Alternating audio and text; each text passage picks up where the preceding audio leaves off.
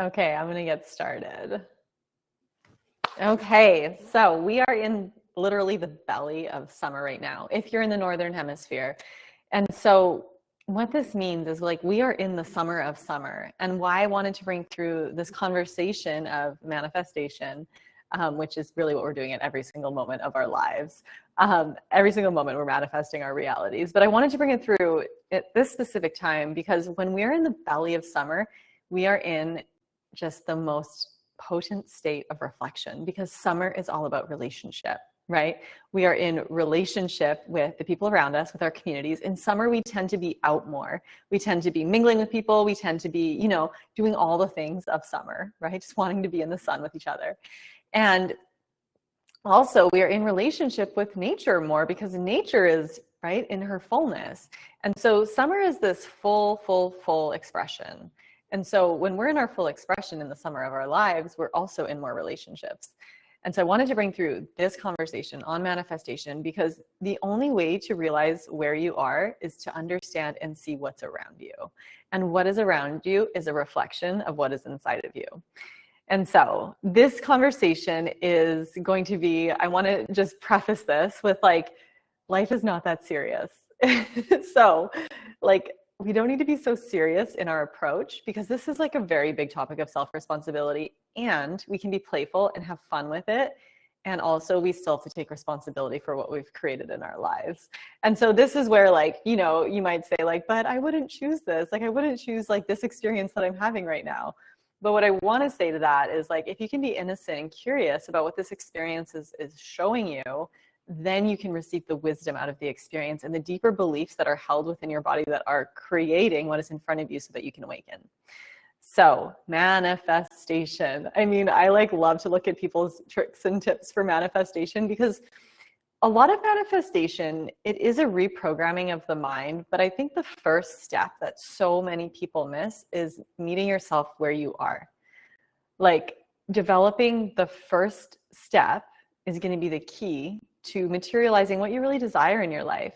And so this first step is literally just seeing what's outside of you at every single moment. And this is where self-awareness comes in. And so this is why, I really think it's important to have your own self-awareness practice, whether it's yoga, whether it's breath work, whether it's meditation, whether it's going in nature, whatever it is for you, right?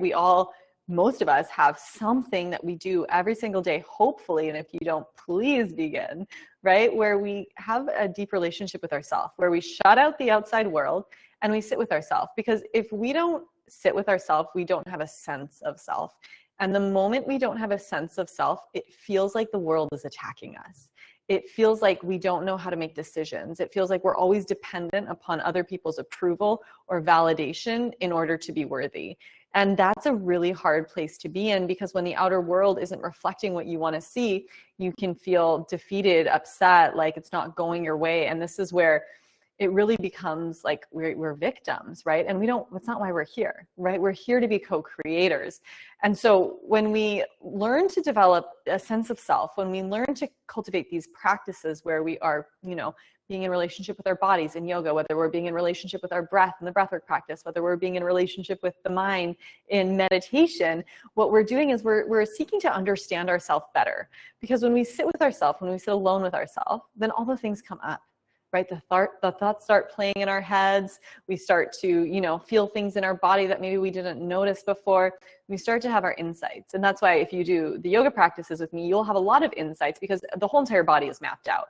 Like if things are showing up in specific issues of the body, it's specific organs and there's specific emotions that are being mapped through that. And it's such a beautiful route to get into the mind because the mind can be very diluted and it hides a lot of stuff from you. But the body does not hide anything. The body is the communication tool of the mind. And so that's why when you develop these practices, it's really just so you can meet yourself where you are, get a deeper understanding of yourself, and cultivate the reflection of looking within. Because then when you go outside of yourself and you're in relationship or you're in friendship, you're in partnership, you're with your children, you're with your parents, all these different roles that we play, instead of, seeing them through your lens, which is we are always looking at life through the lens of projection and how people have showed up in the past. Right? We're always doing that secretly deep down. We can approach it from curiosity so that rather than thinking they're going to do something or act a certain way, which they will act out, right? Or they'll feel constricted because they can feel that energy, is we just allow more of them to unfold, and we can just reflect back and see like, why am I having this experience with this person? And that's really key, because you'll notice like, even when you're with specific people, they bring out different things in you. So like, you know, if you're with someone that's really uplifting and expanding, they're just going to bring out different aspects of you that are lifting you out of yourself. And when you're with more negative people, they'll bring out different aspects of you, where, you know, we feed the relationships, but we're also feeding like different projections in people.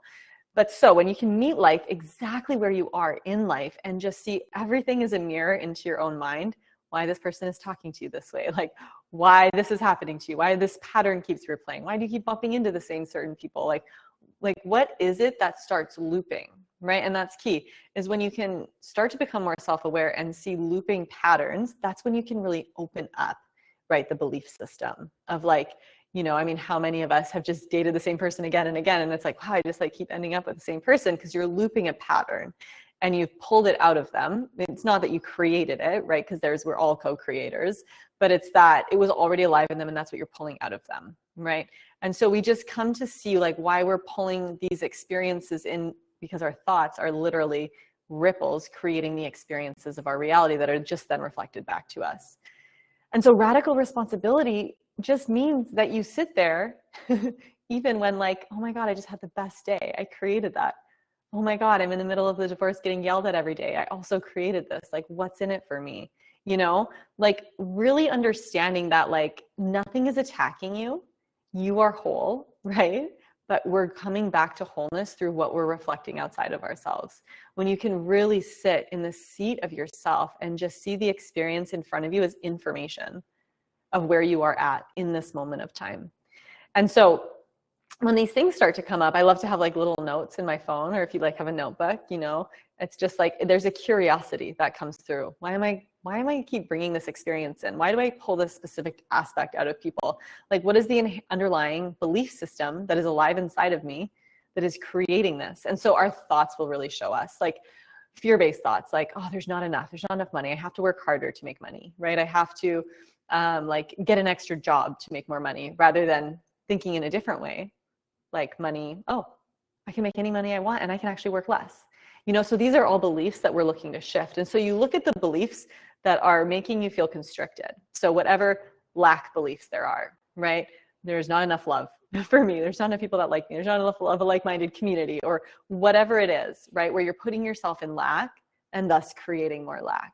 And so the first step is just to notice them. Like, where do I feel constricted in my belief systems, in my thoughts? Can I write them down so I can just pull that thread deeper, right? And understand it, the layer a little bit more. But the thing is the moment you start to see these things and they keep repeating and they keep looping and you keep recreating a similar experience through your thoughts, is the moment that you just truly will be like, I'm not doing this anymore. I'm done. I choose to have a different belief system. And then you step out of the box, right? You get to step out of the box. And so an example of this, because I'm just playing with this today in a big way, was like looking for housing, looking for a place to live, right? And I was just like, oh my God, everything is just gross right now. It's so expensive in California. And I was like, oh my God, you know what I want to do? I just want to start house sitting people's houses and just like have an experience in different places. And so this is where like we get confined to like the matrix's definition. And then there's things that exist outside of the box of like, actually, how could I make more money without working harder? Actually, how could I call in a different relationship than the one I've called in? How can I create community if I don't have a community here, right? And so we start to create solutions to the problems that we're feeling that are out of the belief system that we're holding. And so that's the muscle that we get to exercise when we're shifting the beliefs. And it's also the manifestation that we desire, right? And so this is where you look at where you are and the beliefs that are held in your body that are constricting you and confining you and making you feel like, you know, like you can't breathe. This is like the fear-based ones that don't make you feel like love. And we look at them, right? Look at them, write them down, understand them, watch them looping in your life. And then you get to step into a different story. And so one of the ways, if this is really hard to do this, is to find places in your life that are like really good, because we all have like a place where we're really good, where it's like, oh, I just show up and I'm just so good at that. And feel that feeling in your body, right? And so sit inside, because we often like will ruminate in the bad feelings and not actually ruminate in like the expansive feelings. But what you're doing is you're shifting your energetic field into that expansion. And so if you were just with someone that just lit you up, and like a new friend or something, like an experience where you're like, oh my gosh, that just felt so good, you start to bring that energy into the thing where you feel contracted, right? Whether that's money, relationships, like whatever it is for you, you know, and you move that energy and that feeling and that empowerment into like, okay, now it's time for the solutions. And then you start to feel into the solutions because you're in that space of expansion. Because when we're in a contractive state, everything looks like it's a problem. There's just problems everywhere. The moment we're in expansion, solution, solution, solution, solution, solution, right? And you're creating your own solutions. And then when you develop these self-awareness practices, the most important thing you can do is to actually know what you want for yourself. Like, what do you truly desire for yourself? Because oftentimes when we're not clear on what we want and we're just reaching out of lack, I have to get this job because I don't have money. I have to be with this person so that I'm loved.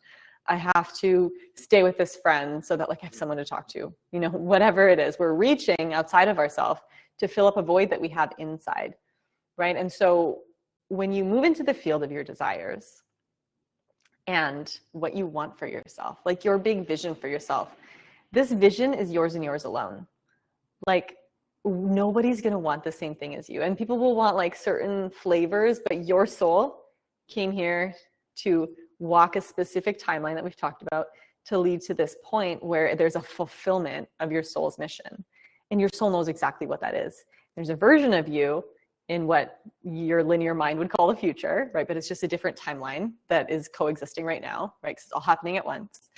But there's a version of you that's already there, living that, experiencing that, feeling that. And that's what we want to tap into. And so getting really clear on those desires, that big vision that you want for yourself, even if you're like, how would that even happen? Like, don't even worry about the how, just write it down. Like the biggest vision that's on your heart. And that doesn't need to be like saving the world, getting that big piece of land and like building the mansion. Like everyone's going to have their own thing. It could be as simple as sitting in a garden with tea and just like just being fully cared for in life, not having to worry about anything.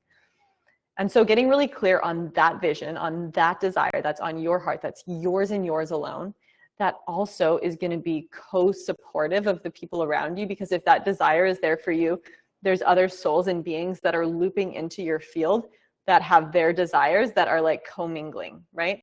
And so that's why it's really important to honor our desires, because what is here is this kingdom that we're all creating together. And when we can fulfill our own desires that are true from our heart, there's people that loop in that also need those parts of ourselves, right? Because we're co-creating together. And so getting really clear on that desire, trying to stay in, making it a practice to stay in the expansive states when you feel that expansion, when you know people like bring out the best in you, go hang out with them more. When you know people bring out the worst of you, hang out with them less, you know, less and less. And so we start to shift our energy by literally putting ourselves in positions for success. That's all we're doing, is place yourself in the opportunity to receive the success and know where that is for you. And then it's going to start to overflow into your life when you actively take that feeling and create the solution-oriented steps, whatever that is for you, whatever thing that you're seeing as a problem, creating the solution-oriented steps to create this new reality. And so it does take effort, right? Everything takes effort, but eventually that effort is effortless because you're exercising this muscle. And so when we're manifesting, it's really like one of the best things that I like to do if I want something that I don't have. And like, let's be honest, there's like little moments. I remember I was pregnant and I woke up one morning and I was living in Brentwood in LA and I was like, I just want to make some money today out of nowhere. Like, I don't want to work today. So I went for a walk, right? Because you have to be open to the possibility. I went for a walk and I'm just walking down the street and I looked on the floor, on the ground, on the road, and there's $100. I was like, oh, that was so nice. And so when you wake up and you want something, it doesn't matter what it is. It can be silly like that, you know, where it's like, I want this today. You keep yourself open to receive it. You have to make the action, go put yourself in a position somehow, like whatever that means, like just feel into it to be able to receive it. and also know that it's already happened. And so what you can do is you can move yourself into like the frequency or the feeling or the energy, whatever you want to call it, of, I like to do a mixture of like, it's like disbelief or shock. Like when I found that money, I was like, oh my God, this is amazing. Like I did not expect this. Like that's happened in your life somewhere, right? Where you're like, how did that even happen? How is that even possible? Like that's beyond my wildest dreams. You put yourself in that frequency for said desire that you want that you don't have yet, right? But you do in a different dimension. And so when you put yourself in just like, oh, I did it. I can't believe it happened. Like really feeling that in your body, feeling on a cellular level. Because when we shift timelines, what we're shifting is our feeling state. Because every single belief you have, every emotion has a specific frequency behind it, right? An energy. And so when you can learn to move between these frequency emotional states at will, right? You become a match because it's a thought. It's like the pebble that you're dropping is disbelief. So the things that are going to like create that feeling of disbelief will ripple back to you. And so this is like, these are just some of my like little favorite practices to play with. And you can start with something like so small or something bigger, right? And it's really to know that like, even when life is really hard, it doesn't have to be like, oh my God, I'm the worst. I created all of this. Like, what a mess. No, it's like, what are you going to rise to in this? Like, what's the person you get to become through this? Like, how good does it get because you moved through fire, you know? And life is not perfect. And in fact, life is very hard, right? And so we honor ourselves for being here on the planet in the hardships of life. And then we give ourselves grace, right? And love and kindness and forgiveness, right? Because there's nobody to forgive but yourself, right? Forgiveness, love, and kindness is for yourself. And that's why we do the practices, right? We do things that make our body feel good rather than saying, I don't have time for that, right? Because the more you cultivate the self-awareness within yourself to actually feel good, right? You're showing yourself that you love yourself enough to take the time for yourself, to carve out the time to do your yoga, to do your breath work, to do your meditation, to go to nature, to be with that person, right? You're carving out the space for yourself to place yourself in an expansive field of understanding yourself, of feeling good in your body, of knowing that you're worthy, right? And then you gain the awareness throughout your day of watching and paying attention to what you're attracting in, right? What is an energetic match for you? And so when we're conscious and present, right, what's the saying? Anything observed changes its behavior. When you're observing yourself, you're going to change what you're doing. If you're observing yourself all day, you're going to be like in anticipation, like what's going to come through today? And that's how I love to go about my days. I just love to ask God, like, what's going to come through today? Show me something radical and like, let me see it. And so when we can do that, we keep this openness and this curiosity and like this innocence of life of like, what could happen? And it's really hard to do that when we approach life from like waking up late, going with the schedule, like doing all the things. Like, you know, when we micromanage our lives, what ends up happening is that we lose the magic. We lose the space for it to come through. I got a little comment. I'm looking for housing too. That's so wonderful. Our solution was to buy a fifth wheel camper. So we left a toxic stitch and went for it. Got to switch it into something before snow or go somewhere else. Yeah. Yeah. And the thing is like, we often only look for solutions that we know about, right? And so this is where, like, I really encourage you when we're thinking about like, okay, what's the solution to this problem that I have right now where I'm feeling really constricted? This is where, like, it's the hardest thing to do is to surrender, to be like, I'm surrendering this to you. Show me what's next. And then open up your field, right? I was talking to my girlfriend and we were going to go to New Mexico and just hang out. She's like, let's do house sitting. And she's like finding all these house sitting places. I was like, I bet I could do that here. But I never would have thought of that if I hadn't been talking to someone about something, you know? And so we really get to be open to the impossibility, right? Be open to the impossibility of what could come through. And then be in that feeling of like, how did that even happen? This is amazing. This is incredible, right? And so it's not just words, right? It's feeling. because that resonance is going to ripple out. Again, every single thought, even the thoughts that you don't even know. This is why this practice is so good, because when we're really observant, there's something that slides in, and there will be like really judgmental thoughts, or there, like, we've all had them, right? Dark thoughts, or there will be things that slide in where you're like, oh, and they're just so deep in the background of our noise of our mind, 222, that we hardly even notice it. So what we do is we notice those thoughts and just like let them lift to the surface and just wrap them in love, right? Because that's all we can do, is to just know, oh no, that's so silly. I would never, that judgment is all mine. Like, and I don't need to hold that anymore. And so we start to like peel back these layers, right? There's so many layers of like the surface level stuff where you're like, oh, this is annoying, this is annoying. And it's like, oh, peeling back those layers, and the deeper stuff comes up, right? And we just keep opening. We just keep opening the field of our subconscious. And when we do it enough, and we're present enough, and we're self-aware enough, and I just went live on Instagram and I talked about this, but the subconscious, below the surface of what you can see or what's in your day-to-day, like if we could feel everything that we can truly feel, our minds, like we would all be in a mental institution, because we would think we're losing our minds. Right? So that's why the mind is so great, because it blacks out, it like hides the things that we don't need to survive. Because if it all opened up for us, this is like where people, you know, will do hallucinogenic drugs, or like have a really bad trip, and it all opens up at once, and then they're just like completely gone, right? And that's why when we open it up slowly like this, like the subconscious is the field of all that is. It's not just your subconscious, right? And I believe we're going to like really begin to tap into, in the Aquarian age, like what the subconscious truly is. But it's when I think about Nicole, she thinks about me at the same time. And if one of us called each other, like that would be like, oh, like a confirmation. But how often do you think about someone and you don't call them? And they're probably on the other end thinking about you. So we're hooking into people's thoughts. We're hooking into people's energies. We're attracting in things that we don't even know that we're attracting in, like on the other side of the world. Like we have no idea, because our mind won't show it to us, because our system wouldn't be able to handle it. You know, and so that's why, like with these practices, I really like these gentle practices, because it's just a gentle opening of like, oh, that's the first layer of belief of like, I don't have enough money. Oh, my mom used to say that to me all the time. Like, she didn't have enough money.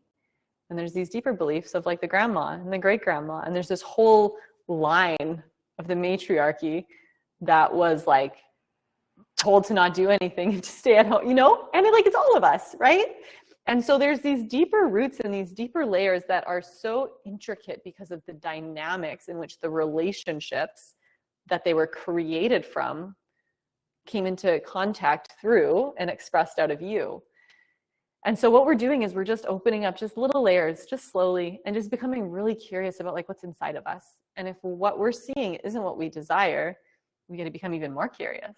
What could I create from this that I don't even know exists? Because this wouldn't be here. These layers don't show up. This awakening doesn't happen until I'm ready to receive the next piece, right? Until I'm ready to clear it. And all that means is that you're ready to open there. We never get more than we can handle when we're doing this work, ever, right? And so the moment that we can see that, that's like everything that's coming in we can handle, even if it feels like a lot, right? But there's a readiness that has to be there in order for these layers to reveal themselves, where you're like, oof, I don't like to see that anymore. I wouldn't create that choice in the future.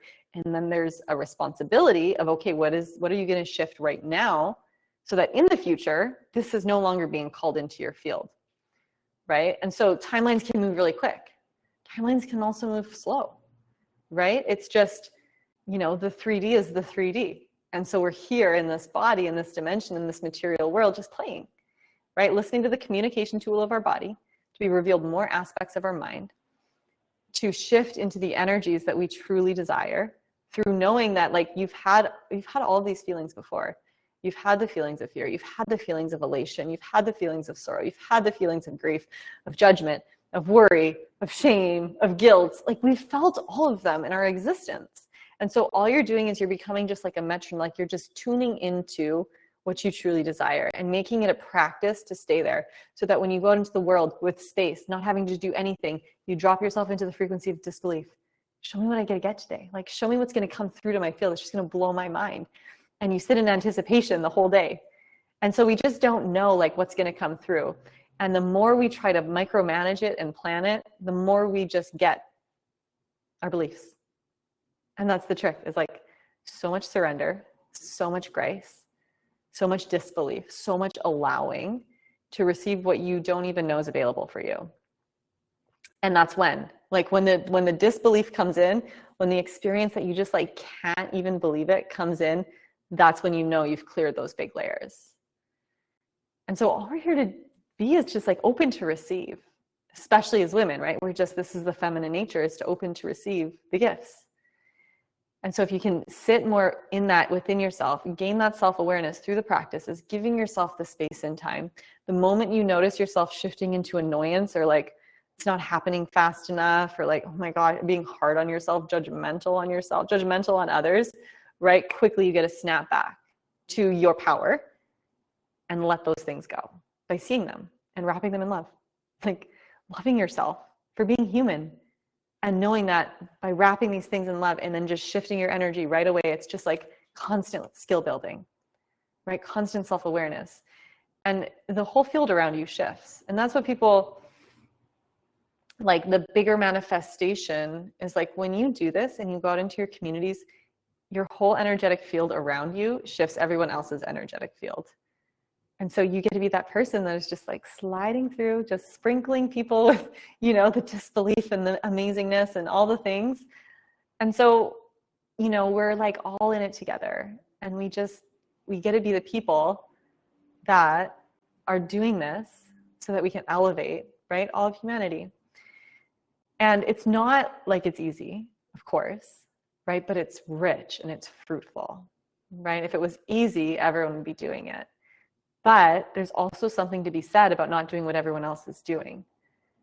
So me and my girlfriend laugh all the time. We like look over the fence at the Matrix and we're like, should we get the 9-to-5 job and just like stop worrying about life and just sit back and like, and it's like, no. It's so much fun to have space to create. It often feels like there's not a lot of direction, but the thing is all you're doing is you're asking for the next step when we do this work, right?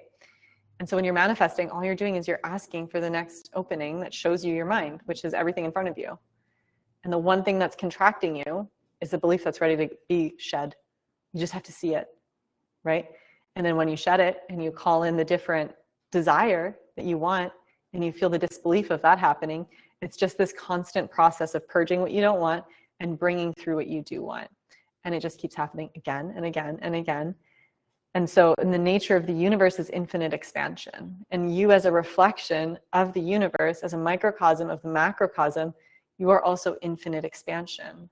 And so as a co-creator, as an extension of that source energy, an extension of the sun, like the ray of light, like what light are you going to cast upon your reality so that you're illuminating the things that you truly desire, and you're letting leave or illuminating the things you don't desire so that the darkness and the shadows leave, right? Because everything dissolves in the light.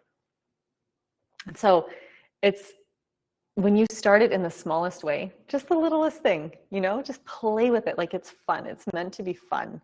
That's what we're doing.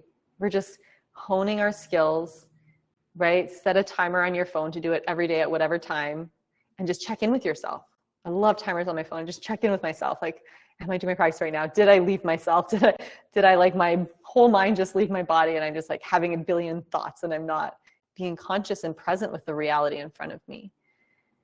And so again, grace, right? Forgiveness. Just allow yourself to be available to what's in front of you with innocence and with curiosity, so that you can be lifted the veil of your mind, shown what you believe through the conditioning and the ancestral patterning and the societal stuff, like all the things, just to be shown it so you know what's in there.